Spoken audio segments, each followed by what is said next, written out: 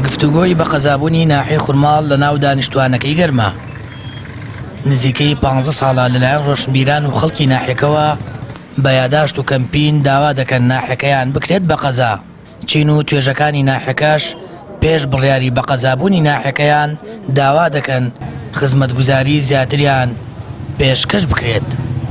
ئێمە حەزەکەن پێشەکی پێشەوەی بێ بە قەزا با خزمەتگوزاریەکانی تەواو بێ اینجا هینی پێوە دیارە بێ ڕسوماتی قەزای پێوە دیارێ تۆ هەیکەلێ دروستکەی ڕێزمێ ئێستا هەڵەبجە کراوە بە محافظ حەد بە ناو کراوە ئیشوکارەکانی بە تەواوەتی نەکراون اینجا دایرەکانی اینجا تەعیناتیەوێ بۆ دایرەکانی دیارە لە سەڵا پێنجی دایرەکان نەگەڕاونەتەوە.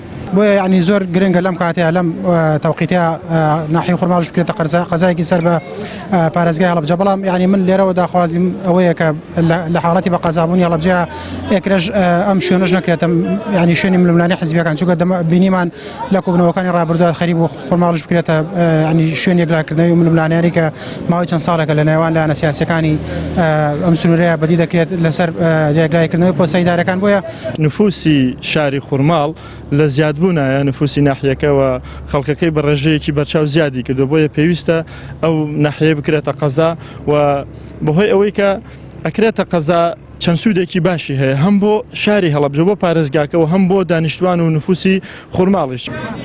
بەپێی زانیاریەکان ناحیەی خورماڵە بێ بە قەزا و چەند گوندێکی سەر بە پارێزگای هەڵەبجە ئەبن بە ناحیە.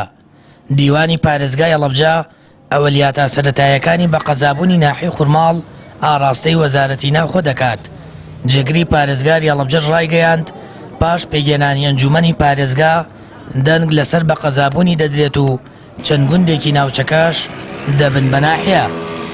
پێش ئەوەیشی کە ئەنجومەنی پارێزگا دەست بەکار بێ سەرجەم ئەوەلیات و سەرەتاییەکانی قەزابوونی ناحیەی خورماڵمان ئاراستەی وەزارەتی ناوخۆ یا ئامادەکاریمان کردو بۆی ئاراستەی وەزارەتی ناوخۆی بکەین.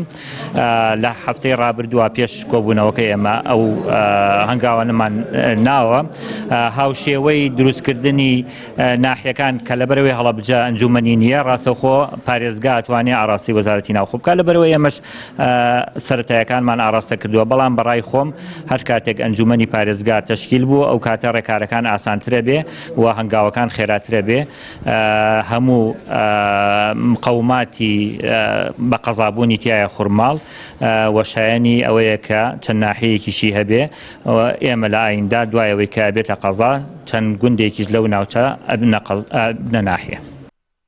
بەپێی ڕێکەوتنی حیزبەکانی هەڵەبجە دوای بە قەزابوونی ناحیەی خورماڵ ڕاستەوخۆ قایم قامەکەی دەدرێت بە پارتی دیموکراتی کوردستان. ئەماش لە چوارچێوەی ڕێکەوتن بۆ پێگەێنانی ئەنجومەنی پارێزگا و دابەشکردنی بەڕێوەبەرایەتیەکانی پارێزگاکە. ناحیەی خورماڵ دەکەوێتە باشووری پارێزگای هەڵەبجە و دانیشتوانەکەی زیاترە لە 15,000 کەس و بە چەندین ناوچەی گەشتیاری و گەشتوگوزار دەورە دراوە. سامان فەتاح، کەناڵی ئاسمانی پەیام، ناحیەی خورماڵ.